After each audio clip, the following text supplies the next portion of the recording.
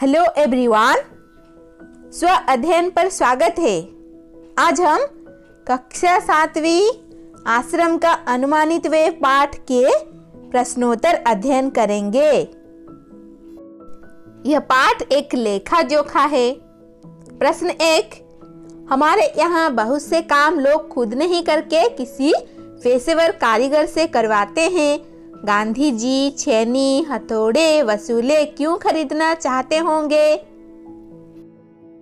उत्तर, यह सत्य है कि हमारे यहाँ अर्थात भारत में बहुत से काम लोग खुद न करके किसी पेशेवर कारीगर से करवाते हैं। गांधी जी छेनी, हथौड़े, वसूले इसीलिए खरीदना चाहते होंगे ताकि लोग कुटीर उद्योग, लुहार व बढ़ईगिरी आदि को बढ़ावा दें, आत्मनिर्भर बने व छोटे छोटे कर्मों के लिए दूसरों का मुंह ना ताके। प्रश्न 2, गांधी जी ने अखिल भारतीय कांग्रेस सहित कई संस्थाओं व आंदोलनों का नेतृत्व किया। उनकी जीवनी या उन पर लिखी गई किताबों से उन अंशों को चुनिए जिनसे हिसाब किताब के प्रति गांधी जी की चुस्ती का पता लगता है। उत्तर, गांधी जी कोई भी कार्य बिना हिसाब किताब के नहीं करते थे। वे प्रत्येक विषय के प्रति नकारात्मक व सकारात्मक सोच बराबर रखते थे। निम्न उदाहरणों द्वारा इस वक्तव्य को स्पष्टता दे सकते हैं। उदाहरण 1, दांडी यात्रा के लिए गांधी जी जब रास नामक स्थान पर पहुंचे तो वहां निषेधाज्ञा लागू थी, अर्थात कोई भी नेता किसी प्रकार के विचार जुलूस जलसे के रूप में नहीं प्रकट कर सकता था। गांधी जी तो लोगों को संबोधित किए बिना रह नहीं सकते थे, तो पहले ही यह योजना बना ली गई कि यदि उन्हें गिरफ्तार कर लिया गया तो अब्बास तेवजी दांडी यात्रा का नेतृत्व करेंगे। उदाहरण 2, असहयोग आंदोलन के समय भी वे यह हिसाब लगाने में पूर्णतया सक्षम थे कि किस स्थान पर किस तरह से ब्रिटिश शासन पर प्रहार करना है। यही कारण था कि लोग उनके हर विचार की कद्र करते थे और उनका कहा पूरी तरह से मानते थे। उदाहरण 3, वे बिल्कुल भी फिजूल खर्च न करते थे। एक एक पैसा सोच समझकर खर्च करते थे। यहाँ तक कि कई बार तो 25-25 किलोमीटर एक दिन में पैदल चलते थे। उनका मानना था कि धन को जरूरी कामों के लिए ही खर्च करना चाहिए, शानो शौकत या वैभवपूर्ण जीवन जीने के लिए नहीं। उदाहरण 4, किसी भी आश्रम या सभा का हिसाब किताब वे बहुत कुशलता से लगाते थे। साबरमती आश्रम में भी उन्होंने ऐसा बजट बनाया था कि आने वाले मेहमानों के खर्च भी उसमें शामिल किए गए। प्रश्न 3, मान लीजिए आपको कोई बाल आश्रम खोलना है। इस बजट से प्रेरणा लेते हुए उसको अनुमानित बजट बनाइए। इस बजट में दिए गए किन किन मदों पर आप कितना खर्च करना चाहेंगे, किन नई मदों को जोड़ना हटाना चाहेंगे? उत्तर बच्चे स्वयं करेंगे। छात्र इस पाठ से उदाहरण लेकर बाल आश्रम के लिए आवश्यक चीजों और उनके अनुमानित खर्च का बजट तैयार करेंगे। प्रश्न 4, आपको कई बार लगता होगा कि आप कई छोटे मोटे काम जैसे घर की पुताई, दूध दूहना, खाट बुनना करना आदि चाहे तो कर सकते हैं। ऐसे कामों की सूची बनाइए जिन्हें आप चाहकर भी नहीं सीख पाते। इसके क्या कारण रहे होंगे? उन कामों की सूची भी बनाइए जिन्हें आप सीख कर ही छोड़ेंगे।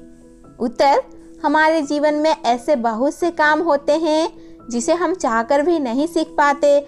जैसे घर पुताई सफेदी वाला करता है, दूध वाला दूध देता है और खाट यानी चारपाई बुनने वाले से बुनवाई जाती है।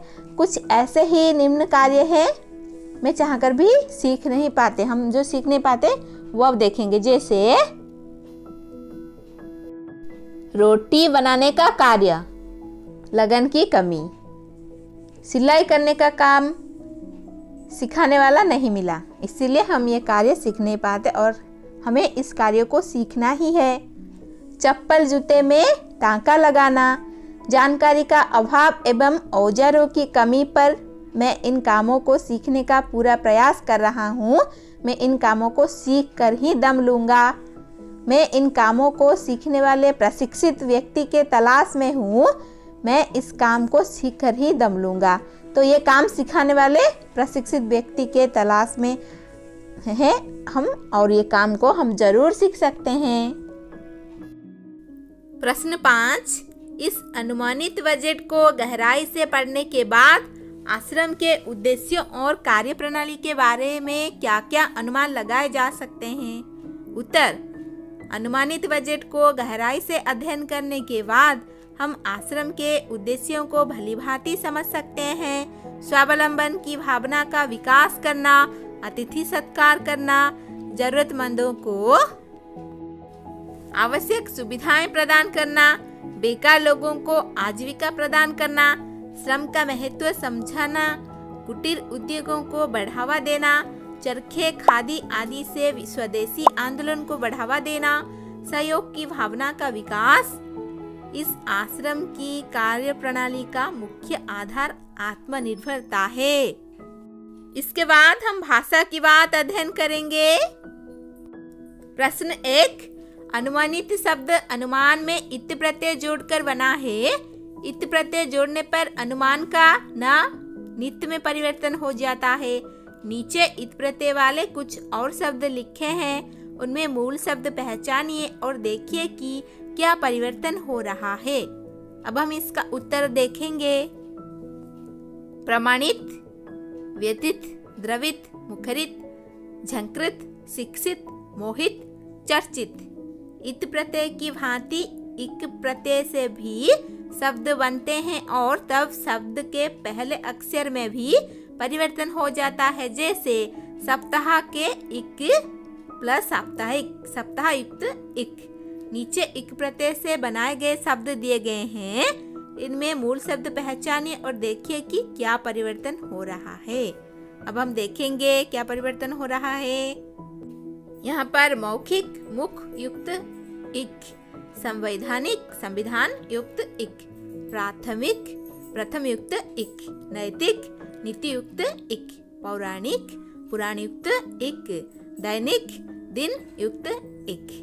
फिर देखेंगे इत प्रत्यय युक्त शब्द। अब हम देखेंगे मूल शब्द प्रमाणित, प्रत्यय इत, प्रमाण युक्त इत, झंकृत, झंकार युक्त इत, व्यथित, व्यथा युक्त इत, द्रवित, द्रवयुक्त इत, मुखरित, मुखर युक्त इत। फिर शिक्षित, शिक्षा युक्त इत, द्रवित, द्रवयुक्त इत, मोहित, मोह युक्त इत, मुखरित, मुखर युक्त इत, चर्चित, चर्चा युक्त इत, मौखिक, मुख युक्त इक, नैतिक, नीति युक्त इक। फिर संवैधानिक, संविधान युक्त इक, पौराणिक, पुराण युक्त इक। इस प्रकार हमने इत प्रत्यय और इक प्रत्यय के बारे में पढ़ा। प्रश्न 2, बैलगाड़ी और घोड़ागाड़ी शब्द दो शब्दों को जोड़ने से बने हैं। इसमें दूसरा शब्द प्रधान है, यानी शब्द का प्रमुख अर्थ दूसरे शब्द पर टिका है।